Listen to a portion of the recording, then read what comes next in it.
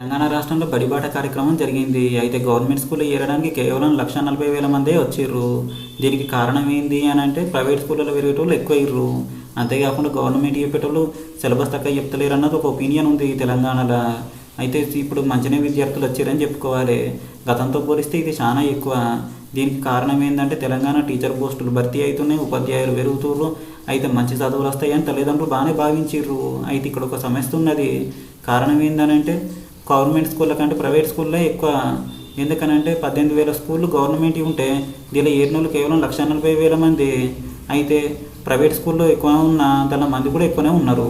ప్రస్తుతం తెలంగాణలో ఈ స్థాయిలో రావడం ఇదే మొదటిసారి అయినప్పటికీ ప్రభుత్వానికి కాస్త ఇబ్బందులు ఉన్నాయి. ఏంటి అని అంటే ఇప్పుడు వచ్చిన వాళ్ళకు కొత్తగా యూనిఫామ్లు ఇవ్వాలి, అదేవిధంగా టెక్స్ట్ బుక్లు ఇవ్వాలి. టెక్స్ట్ బుక్లు ఇచ్చేటప్పుడు ఇప్పుడు తెలంగాణ రాష్ట్రంలో ముందు మాట కథ నడుస్తుంది. అయితే ఈ నెల ఇప్పటి వరకు అయితే టెక్స్ట్ బుక్లు అందలే. చూడాలి మరి ఇంకో 4-5 రోజులలో టెక్స్ట్ బుక్లు అందిస్తారా, కొత్త వాళ్ళకి ఏం చేస్తారో చూడాలి. అయితే ఈసారైనా సిలబస్ పూర్తి చేస్తారో లేదో చూడాలి.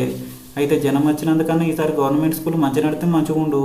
అంతేకాకుండా సింగిల్ టీచర్లు క్లోజ్ చేసింది కేసీఆర్ సర్కార్. ఇప్పుడు దీన్ని రీఓపెన్ చేస్తారేమో చూడాలి. ఈ వికెట్లు ఓపెన్ చేస్తే దాదాపు 2 లక్షలు చేరు మరోసారికి ఖాయంగానే కనిపిస్తుంది. చూడాలి మరి మరోసారైనా 2 లక్షలు వస్తుందా, లేకపోతే ఇదే 1,40,000 1,50,000 తోటే ముగుస్తుందా అన్నది.